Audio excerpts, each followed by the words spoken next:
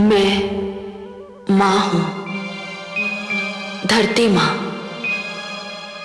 अपना हित किसी प्रिय नहीं, अपनी ख्याति कौन नहीं चाहता। मगर इस संसार में कितने हैं जो परहित के लिए त्याग करने को तैयार हों, जो दूसरों के लिए संकटों से टकरा जाएं, जो जन कल्याण के लिए बड़े से बड़ा बलिदान दे सके। जब भगवान शिव ने लोक कल्याण के लिए सागर मंथन से निकला विष अपने कंठ में रोक लेने की हामी भरी, तो मैं आश्चर्यचकित रह गई। ये महान कार्य केवल शिव ही कर सकते थे। मुझे लगा कि शिव बनने के लिए विष पीना ही पड़ता है। मैं भगवान शिव के इस अद्भुत त्याग पर झूम झूम उठे, परंतु विष से अमृत की प्राप्ति के बीच की यात्रा में अभी क्या क्या होना है।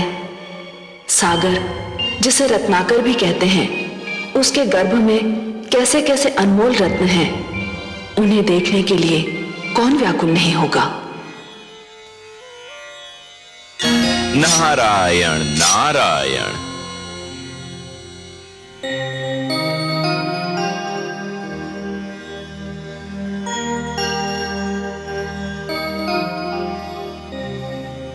माते,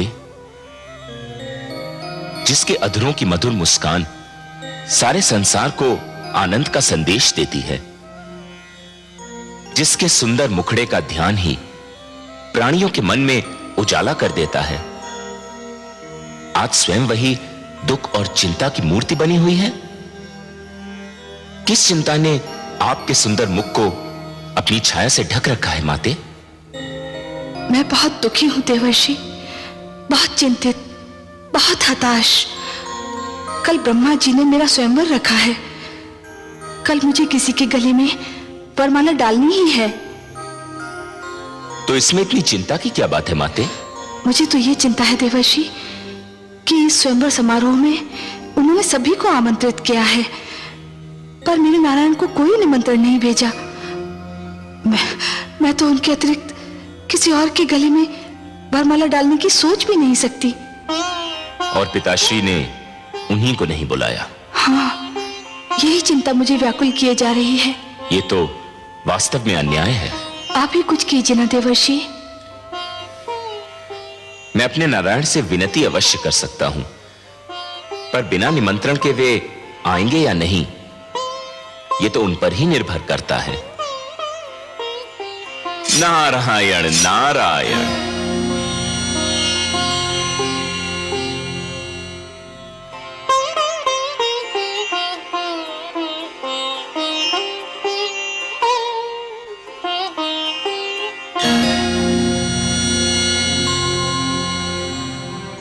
वरुण देव, चंद्रदेव नहीं आया अभी तक? संध्या की बेला हो गई है, बस उदय होने ही वाले होंगे।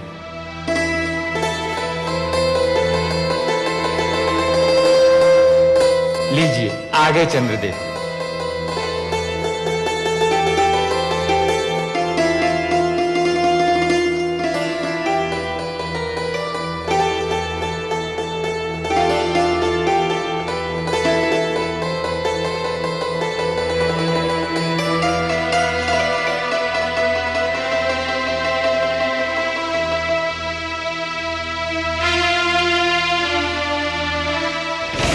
हे ब्रह्मा, मेरी समझ में नहीं आ रहा क्या कारण समय को नष्ट किया जा रहा है। जिन दानवर देवताओं को आमंत्रित किया था वे सब तो आ चुके हैं, अब देर किस बात की? स्वयंवर आरंभ कीजिए। हे अतिथिगण, आज सृष्टि में एक नई प्रथा की नींव डाली जाने वाली है, जिसका नाम स्वयंवर है।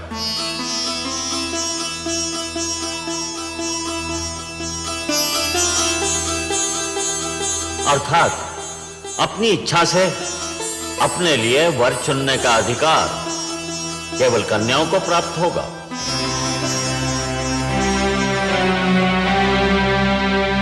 सागर पुत्री के हाथों में जो पुष्पमाला है, इसे ये उसी के गले में डालेंगी जिसको ये अपने योग्य समझेंगी। जो इनका मन भावन होगा।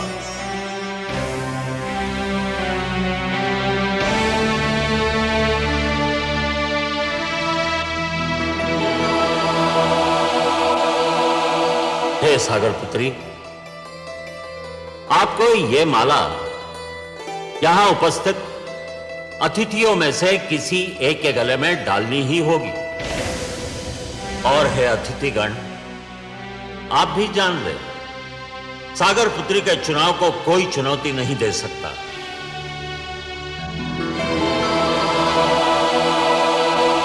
ये जिसे चुनेंगी उसी को इनका अंतिम निर्णय समझा जाएगा। उस पर कोई विवाद नहीं करेगा, किसी को भी आपत्ति करने का अधिकार नहीं होगा।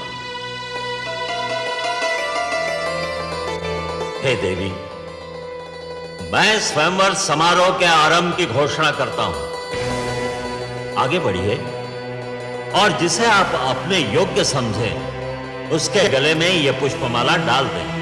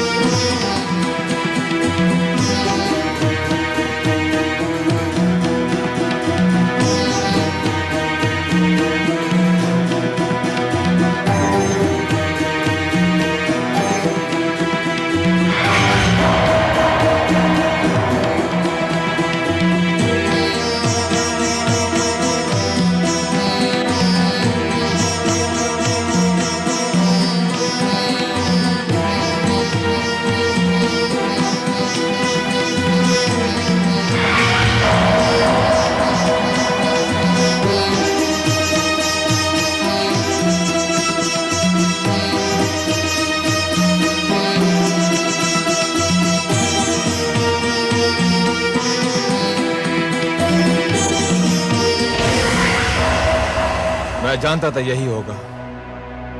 अब तो और कोई शेष नहीं रह गया है। सुंदरी, डाल दो ये पुष्पमाला मेरे गले में और सदा के लिए मेरी हो जाओ।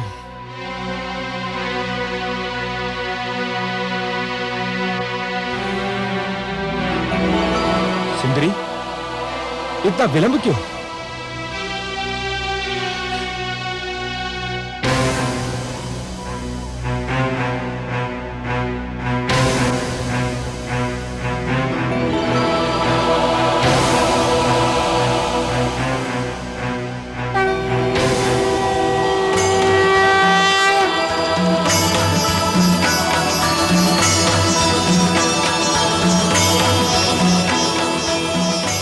सुंदरी, इतना विलंब क्यों?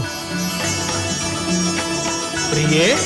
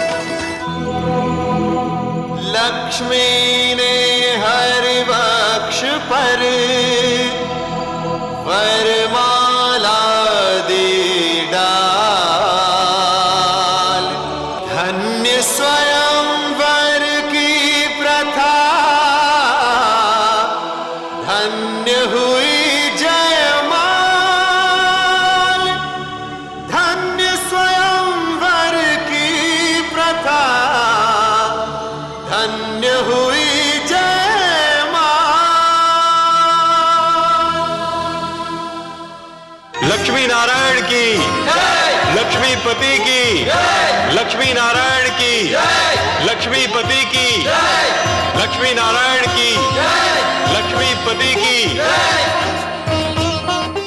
स्वागत है सर्वेश्वर। स्वागत है माता। आइए।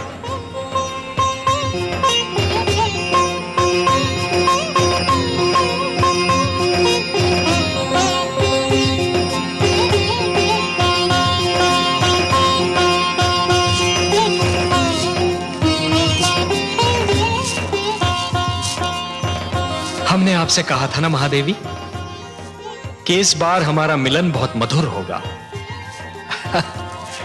ऐसा जिसे आप कदापि नहीं भूल पाएंगी। कैसा लगा आपको यह मिलन? बहुत सुंदर, बहुत मधुर, अनुपम। किंतु हे कमल नयन, जब तक आप नहीं आए थे मेरे हृदय की गति रुकी जा रही थी। एक क्षण का भी और विलंब करते आप तो। विलंब क्यों करता देवी? आपका मन मुझे पुकार रहा था। जब भी कोई मुझे मन से पुकारता है तो मैं उसके पास जाने में एक क्षण का भी विलंब नहीं करता। और आप तो देवी, जिन रंगों से हमारा जीवन चित्र बना है ना, उस चित्र के सुंदरतम रंग आप हैं। आपके बिना तो हमारा जीवन अधूरा है, अस्तित्व अधूरा है। तो आपके पास आने में मैं विलंब क्यों करता?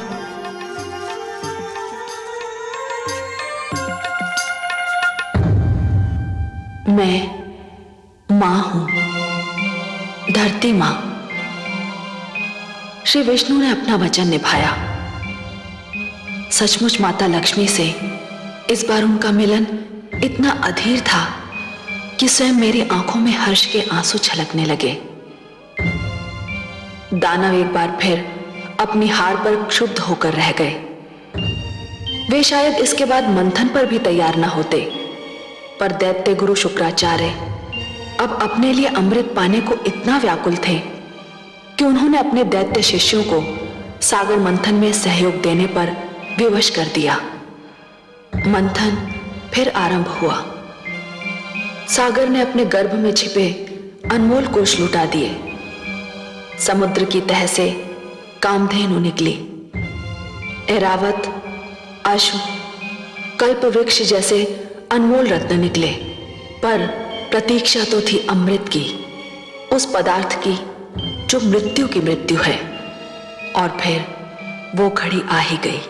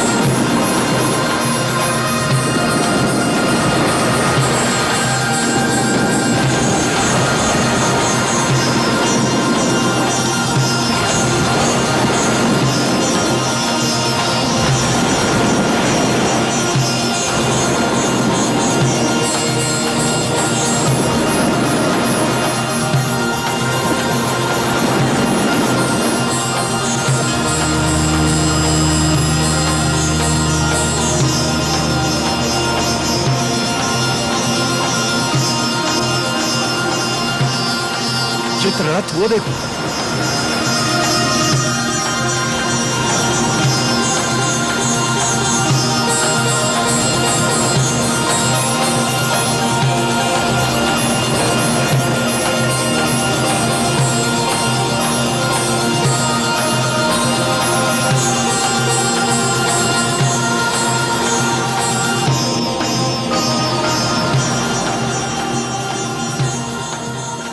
उस कलश में अवश्य ही अमृत होगा।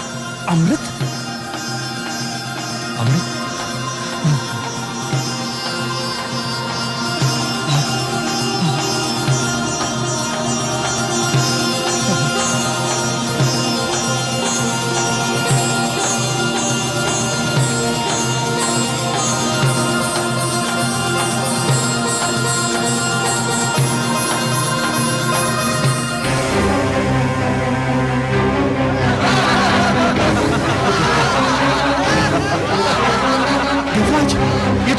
से एक है। हमारे साथ धोखा हुआ है।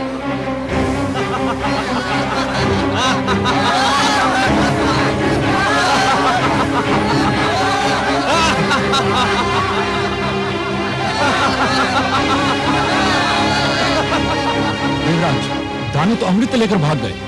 अब तो संजीवनी मंत्र उनके गुरु के पास है और अमृत उनके हाथों में। ये तो सर्वनाश हो गया देवराज। हमारे साथ भयंकर छल हुआ है। अब क्या होगा?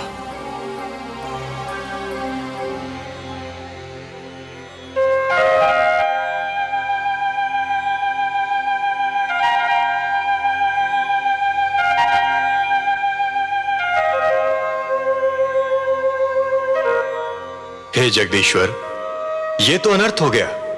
दानव अमृत कलश लेकर भाग गए। संजीवनी और अमृत दोनों की शक्ति पाकर तो वे समस्त सृष्टि का सर्वनाश कर डालेंगे। असंभव। यह असंभव है देवराज। यदि संसार पर दानव संस्कृति का राज हो गया तो सृष्टि की रचना का सारा उद्देश्य ही समाप्त हो जाएगा। सृष्टि की रचना तो सुंदर विचारों के पनपने के लिए, शांति की सुगंध फैलाने के लिए और मानव को उन्नति के शिखर तक पहुंचाने के लिए की गई है। नहीं देवेंद्र, नहीं। धरती पर दानवी विचारों के लिए कोई स्थान नहीं है। दानव संस्कृति का उत्थान सृष्टि के सौंदर्य का अंत होगा और मैं यह कदापि नहीं होने दूंगा देवेंद्र। आप चिंता न कीजिए। अमृत पर केवल देवताओं का अधिकार है और अमृत कलश को आप तक पहुंचाना मेरा उत्तरदायित्व। हे त्रिलोकीनाथ, आप चाहें तो क्या नहीं कर सकते। यह आशा लेकर ही तो हम आपके चरणों में उपस्थित हुए हैं।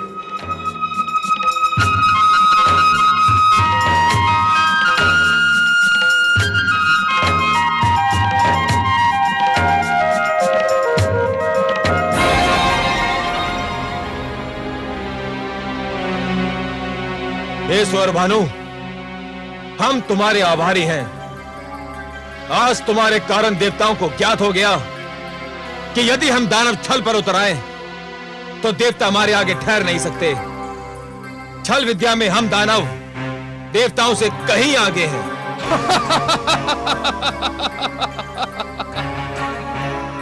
मुझे तो गुरुदेव ने भेजा ही इसी उद्देश्य से था कि मैं अमृत को देवताओं के हाथों में ना पड़ने दूं। अब ये सारा अमृत हम पी जाएंगे दानवराज। देवतागण इसकी एक बूंद को भी तरस जाएंगे। चले थे अमृत पीकर अमर होने।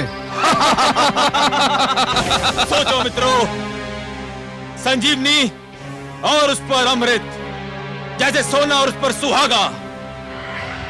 अब हम तीनों लोगों पर छा जाएंगे। देवताओं को बड़ा घमंड अपने भगवान विष्णु पर।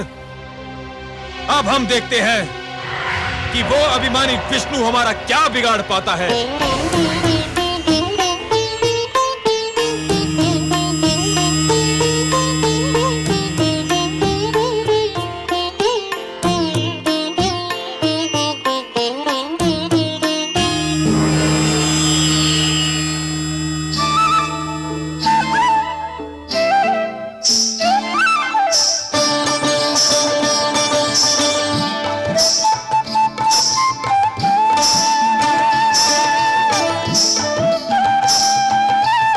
कलश स्वर भानु और अमृत का वितरण आरंभ करो।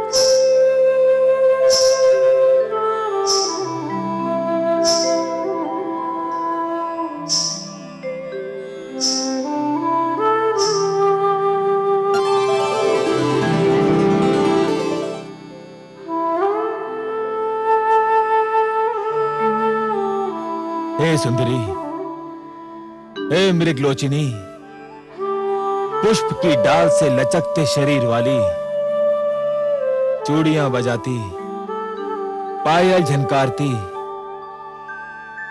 हमारे मन पर बिजली गिराती, किस लोक की वासी हो तुम और क्या नाम है तुम्हारा? मेरा नाम मोहिनी है।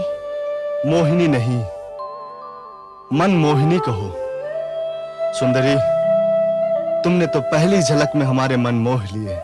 मन करता है तुम्हारे चरणों में अपना तन मन बिछा दूं, तुम्हारी बल खाती काया पर पूरा दानव लोक लुटा दूं। इतने सुंदर स्वरूप से हमारे मन को छलने वाली, तुम्हारे दर्शन पाकर हमारे नेत्र धन्य हो गए। यद्यपि तुम्हारा आना मेरे लिए सौभाग्य और गर्व की बात है, परंतु मेरे सभागार की शोभा बढ़ाने का उद्देश्य क्या है? मैंने सुना है कि तुम दानवों ने अमृत प्राप्त कर लिया है। तुम्हारे गुरु के पास संजीवनी मंत्र और तुम्हारे पास अमृत। अब तो कोई तुम्हारे सामने सिर उठा ही नहीं सकता। शक्तिशाली को कौन प्रणाम नहीं करता। इसलिए मैं तुम्हें इस दोहरी सफलता पर बधाई देने आ गई। ऐसे नहीं सुंदरी, ऐसे नहीं। फिर कैसे? हमें बधाई देना है तो तुम्हारे पांव में बंधी जिस पायल ने हमारे हृदय की धड़कनें तीव्र कर दी, उसी छम छम से हमें बधाई दो। तुम्हारी जिस बोली ने हमारे मन की वीणा के तारों को छेड़ दिया, उसी बोली द्वारा हमें बधाई दो।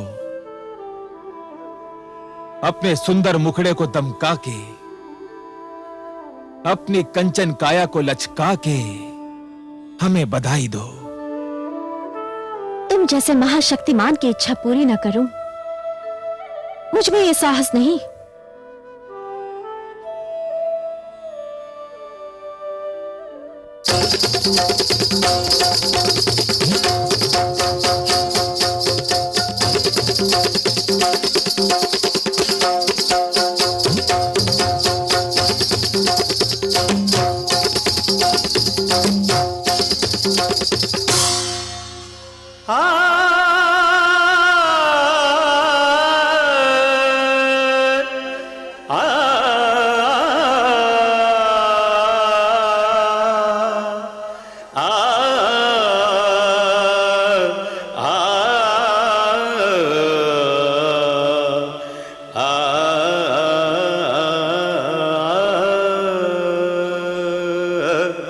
मत्स्य बने फिर कच्छप बन के, किया पाप संहार।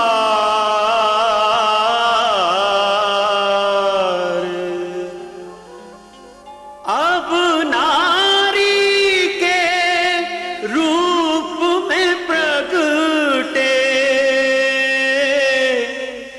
जग के पालनहार।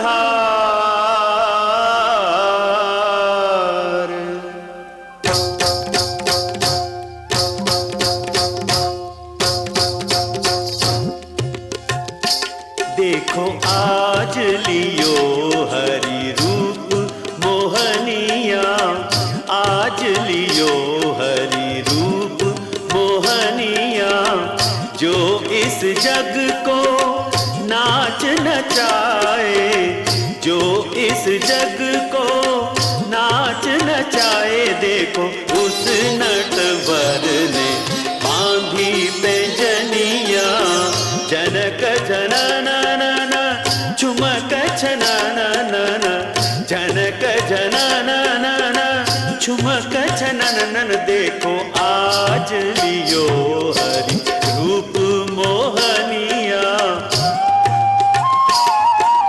निसा निसा रे सारे पग मरे सा निसा रे धा नि पा म ग म नि द प सी सा रे पग मरे सा निसा रे मरे सा निसा रे मरे सा निसा।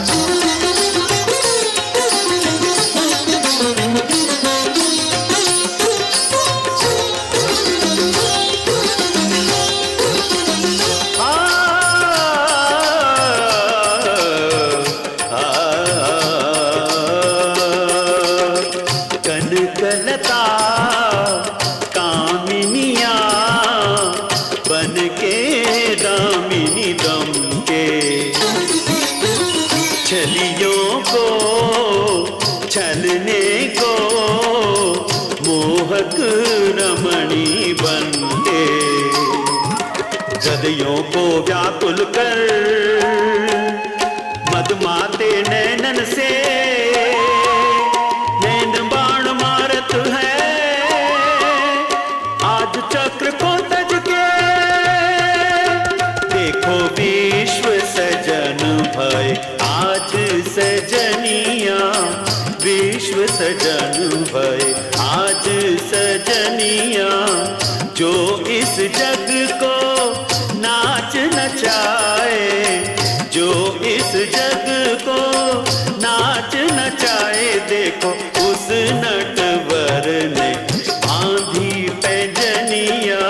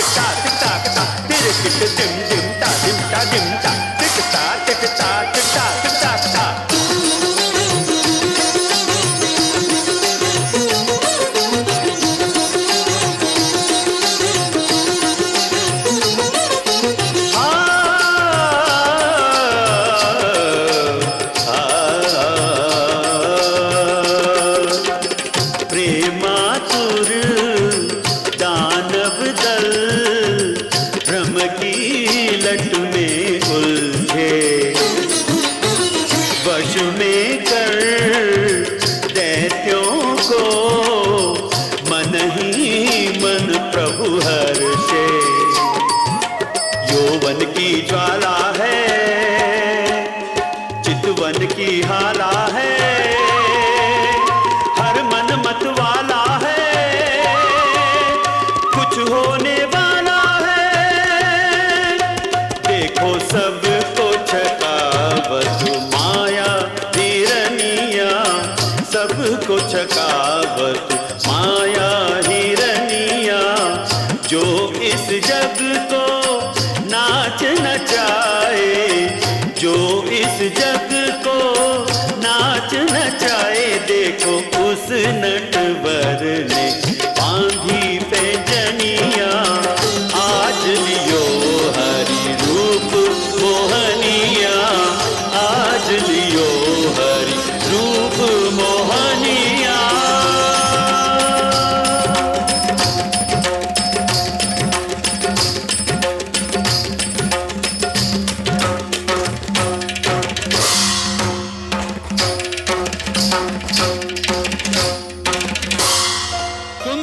अति सुंदर। हे सुंदरी, अमृत पाकर हम बहुत प्रसन्न थे। तुम्हारा ये रूप, तुम्हारा ये छल बल, तुम्हारी ये मन को गुदगुदाती मुस्कान किसी अमृत से कम नहीं। यदि तुम ये अमृत हमें अपने हाथों से पिला दो तो इसकी मिठास और भी बढ़ जाएगी। तुम्हारे स्पर्श की मिठास अमृत में घुल जाएगी तो इसका स्वाद और भी बढ़ जाएगा। मैं आपकी आज्ञा कैसे टाल सकती हूँ दानवराज? परंतु क्या? हे दानवराज, जिस प्रकार धूप बिना छांव के महकता नहीं होती, दिन बिना रात्रि सुहानी नहीं लगती, उसी प्रकार आपकी सभा भी देवताओं बिना सूनी लग रही है। देवताओं बिना? भूल गए? सागर मंथन में वो आपके सहयोगी थे। परंतु वे हमारे शत्रु हैं, हम उनको क्यों बुलाएं? हे दानवराज, आप उन्हें इसलिए बुलाएं कि वे छोटे, आप महान हैं। वे अन्यायी हैं, आप न्यायप्रिय हैं। वे छलिए हैं, पर आप निश्चल है। न्याय कहता है कि इस अमृत पर उनका भी अधिकार है। निश्चलता कहती है कि आधा अमृत आप पिए और आधा वे। महानता कहती है कि छोटों को भुला देना भी छोटापन है।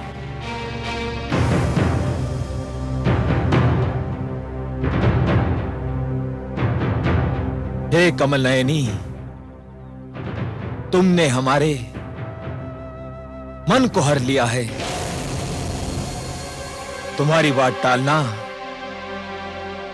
हमारे वश की बात नहीं। पर चल, देवताओं को बुलाया जाए।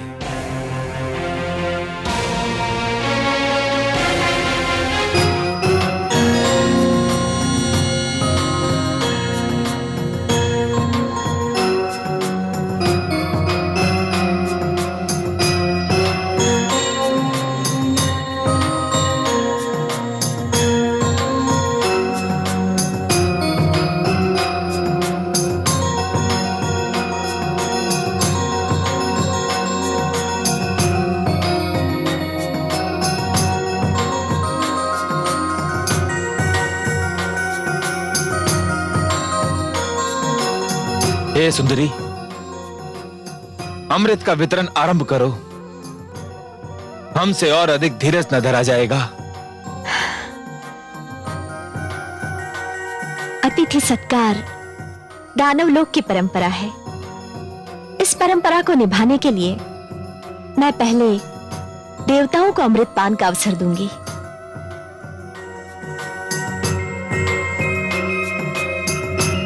कैसे तुम्हारी इच्छा।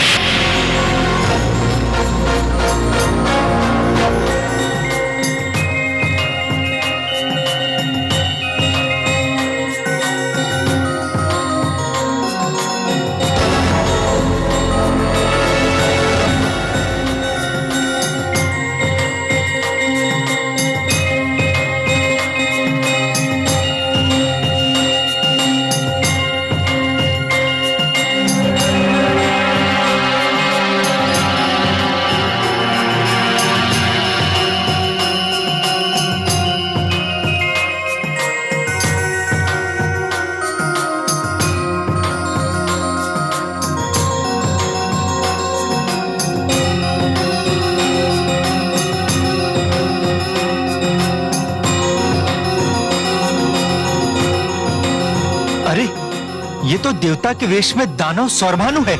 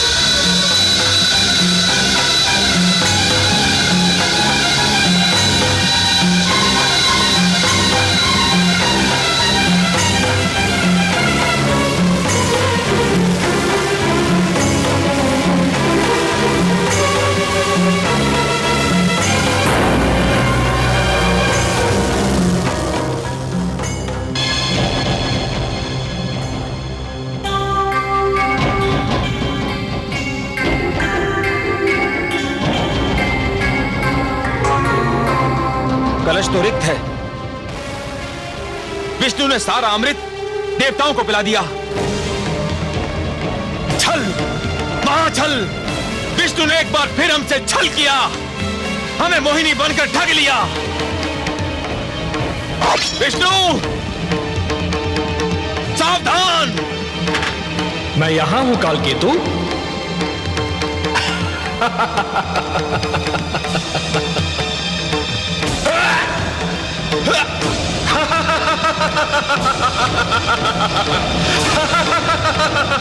सावधान दानवराज, अब कुछ नहीं हो सकता।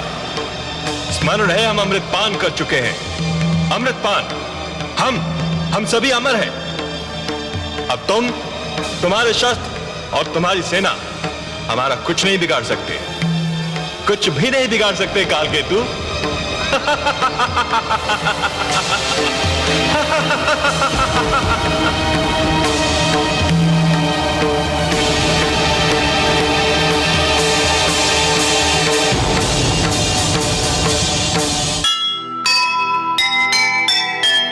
एक नहीं उसकी चली, हारा फिर एक बार।